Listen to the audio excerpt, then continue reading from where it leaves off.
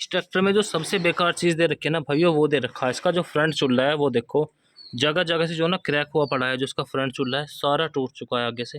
वहीं अगर इसके इंजन की बात करें तो भाइयों इंजन का परफॉर्मेंस तो जो ना इतना ज़बरदस्त है कि आप जो ना देखते ही खुश हो जाओगे। और भाइयों पिछला हिस्सा भी जो ना इतना भारी है कि ये 45 एचपी का ट्रैक्टर जो ना 60 एचपी के ट्रैक्टर को पूरी पूरी टक्कर देता है टोचन में भी। दोस्तों स्वागत है आज की एक नई वीडियो के साथ में। भाइयों आज जो ना आयशर ट्रैक्टर में एक ऐसी कमी के बारे में बताऊंगा जिसमें भाइयों कंपनी जो ना बिल्कुल भी सुधार नहीं करती, बिल्कुल भी। जो डिज़ाइन इनका लगभग अब से 30-40 साल पहले आता था ना भाइयों, सेम उसी डिज़ाइन को ना कंपनी अब तक दे रही है। तो भाइयों क्या कमी है इस ट्रैक्टर में और भाइयों क्या खूबियाँ हैं, कमी और खूबियाँ दोनों के बारे में बात करेंगे। जो ट्रैक्टर में अच्छी चीज़ें हैं उसके बारे में बात करेंगे और जो इसमें अच्छी चीज़ें हैं उसके बारे में बात करेंगे और जो ट्रैक्टर में कमी है उसके बारे में बात करेंगे। तो भाइयों ये है आयशर का 485 एचडी। अब इसका एचडी नाम क्यों रखा? एचडी नाम इन्होंने इसका इस वजह से रखा कि ये ट्रैक्टर कर दिया हैवी ड्यूटी। अब हैवी ड्यूटी नाम देने से तो जो ना हैवी ड्यूटी नहीं हो जाता है। तो अब जो ना मैं इस ट्रैक्टर की आपको खासियत और कमियाँ दोनों चीज़ें बताऊँगा। ये ट्रैक्टर जो हमारा लगभग 2018 का मॉडल है, तो लगभग 6 साल इसको होने वाली है। तो भाइयों पहले जो है ना इस ट्रैक्टर की मैं आपको बताऊंगा कमी, उसके बाद फिर बताऊंगा इसकी खूबियाँ क्या हैं। इस ट्रैक्टर की जो खूबियाँ हैं ना भाइयों, आपको किसी भी ट्रैक्टर में नहीं मिलेंगी ऐसी खूबियाँ, और ऐसी कमी भी नहीं मिलेगी। कमी भी हैं तो खूबियाँ भी हैं। पहले बात करते हैं कमी की।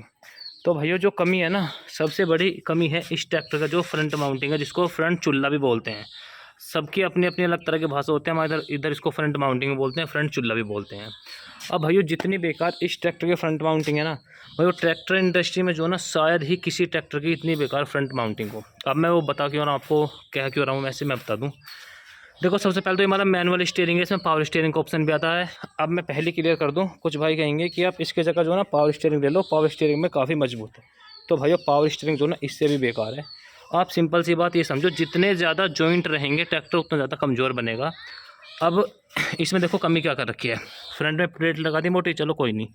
उसके बाद एक जॉइंट ये हो गया, ठीक है। और वेल्डिंग भी जो ना सिंपल लोहे का वेल्डिंग है। अगर इस पर मिग वेल्डिंग होता और थोड़ी मोटी प्लेट होती तो भाई काफ़ी मजबूत रहता। एक वेल्डिंग ये हो गया, एक वेल्डिंग ये हो गया, दो, फिर तीसरा ये हो गया, चौथा ये हो गया, ठीक है। तो फिर 4 वेल्डिंग है, और 4 वेल्डिंग भी लोहे के बिल्कुल बेकार वेल्डिंग कर रखे हैं कंपनी ने। अगर इसमें मोटी प्लेट और मिग वेल्डिंग होता ना तो काफ़ी ज़्यादा ही बढ़िया रहता। अब मैं दिखाऊंगा ये क्रैक कहाँ से हो रहा है। देखो यहाँ से तो हुआ नहीं, ये सारा क्रैक हो रहा है, ये देख सकते हैं। हम यहाँ पे वेल्डिंग करा रखा है। और अभी जो है ना मैं आपको दिखाता हूँ इस साइड से भी, आप इस साइड से भी देखिए। ये देखिए सारा जो है ना जगह जगह से दे। और सबसे जो बड़ा क्रैक है वो देखो दोस्तों, ये है, ये देख सकते हैं आप। ये जो प्लेट है ना पूरी अंदर तक फट चुकी है, अंदर तक। इस पर जो ना वेल्डिंग के टाके भी लगवाए तो सही से नहीं हो पाया। अब जो है इस पर दोबारा यहाँ पे बहुत मोटी प्लेट लगवाएंगे और फिर जो है इस पर चारों तरफ जो वेल्डिंग कराएंगे, तो जिससे जो इसके टूटने का जो क्रैक है वो रुक जाए यहीं पे। तो ये इस ट्रैक्टर में जो सबसे बड़ी कमी है वो है ये। अब अगर हम बात करें इसकी खूबियाँ की, ठीक है, कमी हो गई बहुत सारी, कमी के बारे में और भी बात करेंगे। पहले खूबियाँ बता दूँ, वरना कुछ भाई ये कहेंगे कि तुम तो आयशर की जो कमी कमी बताते हो। तो भाई पहली कमी हो गई ये, ठीक है। उसके बाद अब आ जाओ खूबियाँ पे। तो भाई एयर कूल इंजन है, जाहिर सी बात है अपनी श्रेणी में 45 एचपी का ट्रैक्टर है। भाइयों किसी भी कंपनी का ट्रैक्टर लगा लो बराबर में एवरेज निकालने में, किसी भी का भी। महिंद्रा को कहते हैं कि महिंद्रा जो माइलेज का मास्टर है, तो भैया महिंद्रा का भी जो है ना बहुत आराम से हरा देगा एवरेज में। जो महिंद्रा का 475 है ना, वो तो भैया 42 एचपी में आता है, जो पहले आता था उसके बराबर तेल लेता है भाइयों ये। और ताकत ताकत तो भैया पूछे मत ना, लाजवाब ताकत लगाता है। एयर कूल इंजन है, ना ही कोई मेंटेनेंस, ना ही कोई रेडिएटर का झंझट, वाटर बॉडी कुछ नहीं, सिंपल इंजन बढ़िया। और ऐसा नहीं है कि एयर कूलर तो हीट होगा भाइयों, हीट होने की भी कोई समस्या नहीं है। उसके बाद फिर आ जाओ क्लिच हाउसिंग वाले हिस्से पे, तो यहाँ पे भी ट्रैक्टर ठीक ठाक है। लगभग 2, 4, 6, 8 पॉइंट दे रखे हैं, जबकि कुछ कंपनियाँ तो यहाँ पे 1-2 पॉइंट दे देती है। तो यहाँ पे भी ट्रैक्टर जो वो ठीक है। उसके बाद करते हैं गियर बॉक्स की।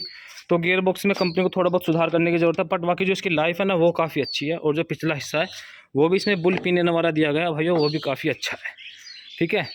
मेन होता है ट्रैक्टर का इंजन जो दम है वो कैसा है, तो भाइयों बेहिसाब ताकत लगाता है। हकीकत में जो बता रहा हूँ मैं आपको, 45 एचपी का ट्रैक्टर है, लेकिन 50 एचपी का हमारे जो ना बराबर में कैसा ट्रैक्टर चल रहे हैं, जैसे कि 557 हो गया, ये रफ है तो बनाई है भाई। और इसकी टक्कर पे पावर ट्रैक यूरो 60 भी चल रहा है, और पावर ट्रैक नया 50 है नेक्स्ट, वो भी चल रहा है। तो भैया जैसी ताकत ये लगाता है ना भैया, ऐसी ताकत वैसा ट्रैक्टर नहीं लगाता, हकीकत में बता रहा हूँ। और टायर देखो, नए टायर डलवाए इसमें भी चारों। और टायर नए होने की वजह से तो इसकी ताकत के जो ना जवाब ही नहीं है कुछ भी। और सबसे कम डीजल लेता है। ट्रॉली जो है ये, खैर इसकी ट्रॉली जो ना अभी चेंज करी है, बाकी इसकी ट्रॉली को जो ना ये एचडी चला रहा था, तो ताकत भी बढ़िया है, डीजल एवरेज भी बहुत कम है। और पिछला हिस्सा भी जो ना काफ़ी बढ़िया है इसका, बुल पिनियन वाला जो इसकी फाइनल ड्राइव आती है। और भाई देखो काफ़ी हैवी जो हमने इसमें हिच लगवा रखा है, ये देख सकते हैं आप, 4 पिन वाला और डबल डबल प्लेट है। और फिर यहाँ पे भी काफ़ी सपोर्ट लगा रखी है। तो भाई अब जाहिर सी बात है इंजन वगैरह में ना ही इसका मेंटेनेंस है, इतना लो मेंटेनेंस है। और जो डीजल एवरेज है, मेन बात आती है डीजल एवरेज की। तो भाई डीजल एवरेज जो कभी भी जो है ना आपको आयशर के ट्रैक्टर में जो है ना, कोई सा भी ले लो आयशर का, तो खैर आपको कभी जो है ना डीजल की शिकायत तो मिलेगी नहीं कि आयशर का ट्रैक्टर जो डीजल ज़्यादा लेता है।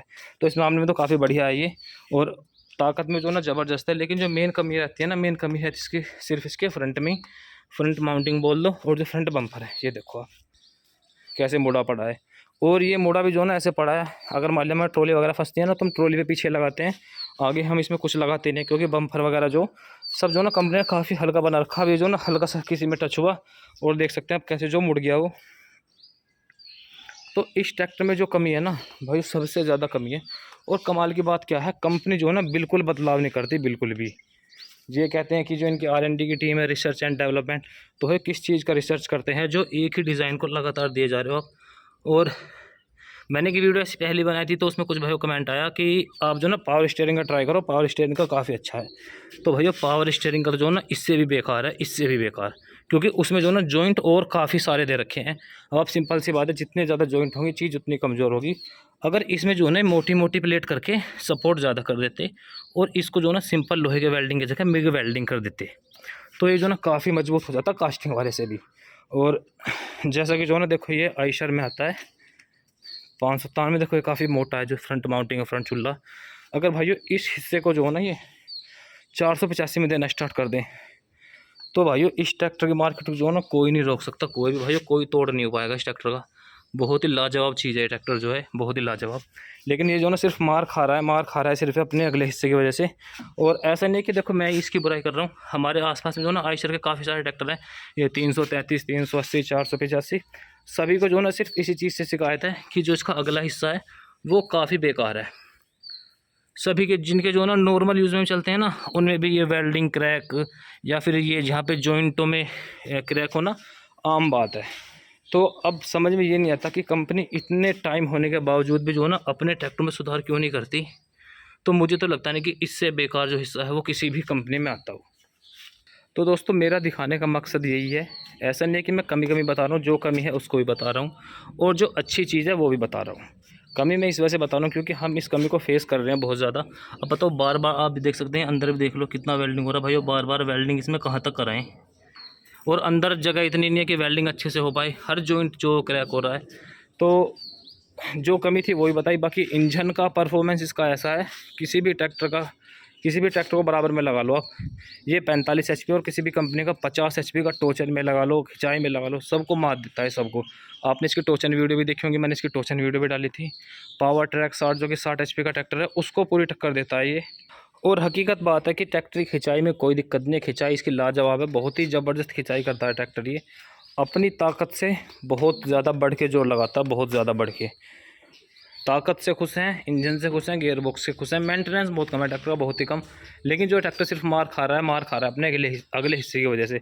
जैसे मान लिया हमारे आसपास में और ट्रैक्टर भी हैं तो मैं उनसे पूछता, बातचीत भी करते हैं, तो सभी का जो ना सिर्फ यही कहना है कि जो आयशर के ट्रैक्टर मार खाते हैं वो खाते हैं अगले हिस्से से, 557 को छोड़ के, क्योंकि देखो वो तो खैर बड़ा हो गया।